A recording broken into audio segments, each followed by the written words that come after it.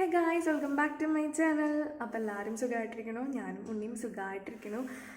അപ്പോൾ എന്തൊക്കെയാണ് വിശേഷങ്ങൾ? നിങ്ങളുടെ അടുത്ത വിശേഷങ്ങൾ നല്ല വിശേഷങ്ങളാണോ? എല്ലാവരും ഹെൽത്തി ആയിട്ടിരിക്കുകയോ? ഞാനും ഉണ്ണിയും ഹെൽത്തി ആയിട്ട് നിൽക്കുന്നുണ്ട്.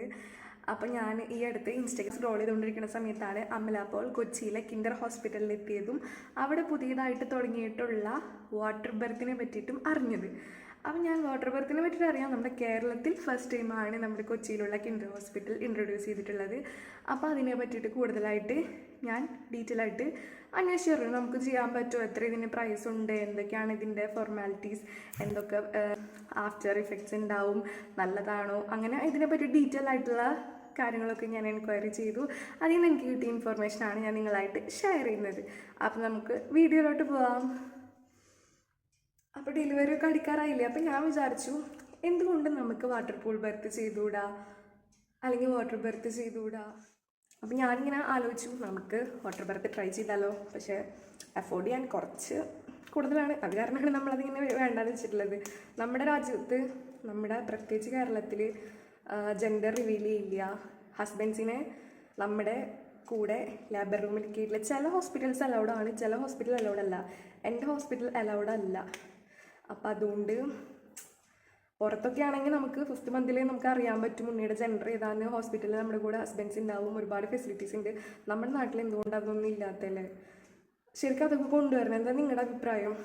നമുക്ക് ഏറ്റവും കൂടുതൽ മെൻ്റലി ഫിസിക്കലൊക്കെ സപ്പോർട്ട് വേണ്ട ഒരു സമയത്ത് നമ്മൾ ഒറ്റയ്ക്കാവാന്ന് പറഞ്ഞാൽ ഭയങ്കര കഷ്ടമാണ്. ആ സമയത്ത് നമ്മളെ സപ്പോർട്ട് ചെയ്യാൻ ഒരാളെങ്കിലും നമ്മുടെ കൂടെ ഉണ്ടെങ്കിൽ നമുക്കത് നല്ലതല്ലേ, പ്രത്യേകിച്ച് നമ്മുടെ പാർട്ട്ണർ. അപ്പം അതുകൊണ്ട് അതിനെപ്പറ്റി നിങ്ങളുടെ ഒപ്പീനിയൻ എന്താണെന്നുള്ളത് ജസ്റ്റ് ഒന്ന് കമൻറ്റ് ഇട്ടോളൂ കേട്ടോ. അപ്പം ഞാൻ അതിനെപ്പറ്റി ഡീറ്റെയിൽ ആയിട്ട് ഇങ്ങനെ ചോദിച്ചു. എന്നിട്ട് ഞാൻ വീട്ടിലിങ്ങനെ പറഞ്ഞു, എനിക്ക് ജസ്റ്റ് ഒന്ന് വാട്ടർ ബർത്ത് ചെയ്താലോ എന്ന് ചോദിച്ചു. അപ്പോൾ വീട്ടിലാർക്കും ഇതിനെപ്പറ്റി വലിയ ഐഡിയ ഒന്നുമില്ല. അപ്പോൾ എല്ലാവരും ചോദിക്കുക, വെള്ളത്തിൽ പ്രസവിച്ച് കഴിഞ്ഞാൽ ഉണ്ണിക്ക് എന്തെങ്കിലുമൊക്കെ പറ്റിയാലോ, ഉണ്ണിയുടെ ലങ്സിൽ വെള്ളം കയറിയാലോ, ഉണ്ണി ശ്വാസം കിട്ടാതെ പറഞ്ഞാലോ എന്ന്. വാട്ടർ ബർത്തിനെ പറ്റിയിട്ടൊക്കെ ഒരുപാട് തെറ്റിദ്ധാരണകളുണ്ട്. ആക്ച്വലി നമ്മുടെ ഉണ്ണി വയറിനകത്ത് വെള്ളത്തിൽ തന്നെയാണ് കിടക്കണത്. അപ്പോൾ അതുകൊണ്ട് പുറത്ത് വരുമ്പോൾ വെള്ളം ഒരിക്കലും ലങ്സിൽ കയറില്ല. ഉണ്ണി ശ്വസിച്ച് തുടങ്ങിയിട്ടില്ല, മൂക്ക് കൊണ്ട് ശ്വസിച്ച് തുടങ്ങിയിട്ടില്ല. വയറിനകത്ത് വെള്ളത്തിൽ അമ്നിയോട്ടിക് ഫ്ലൂയിഡിലാണ് കിടക്കുന്നത്.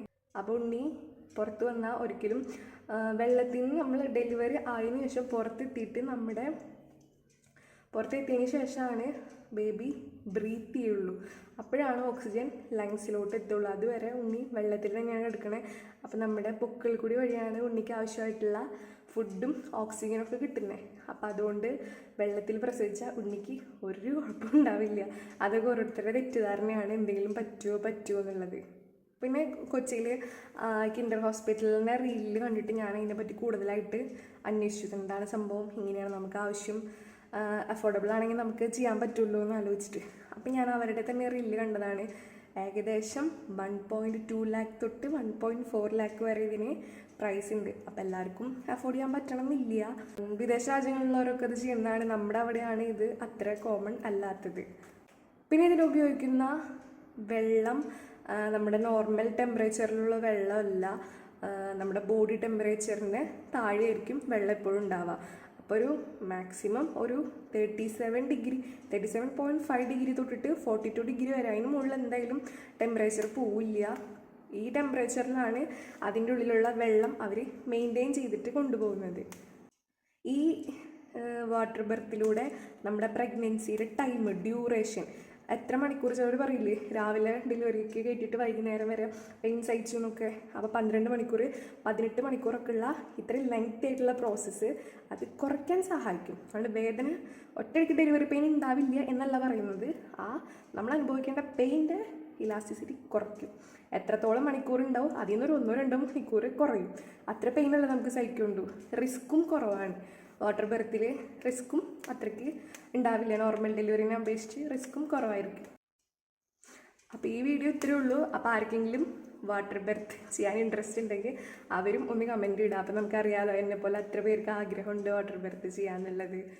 അപ്പോൾ നിങ്ങൾക്ക് ആർക്കെങ്കിലും പ്രഗ്നൻസി റിലേറ്റഡ് ആയിട്ടുള്ള എന്തെങ്കിലും ഇൻഫർമേഷൻ അല്ലെങ്കിൽ എന്തെങ്കിലും വീഡിയോസ് എൻ്റെ ഭാഗത്തു നിന്ന് വേണമെന്നുണ്ടെങ്കിൽ കമൻറ്റിലൂടെ അറിയിക്കുക. അപ്പം ഞാൻ അതിനെക്കുറിച്ച് എൻക്വയറി ചെയ്തിട്ട് വീഡിയോ ചെയ്യുന്നതായിരിക്കും. അപ്പോൾ നമുക്ക് നെക്സ്റ്റ് ടൈം കാണാം. ബൈ.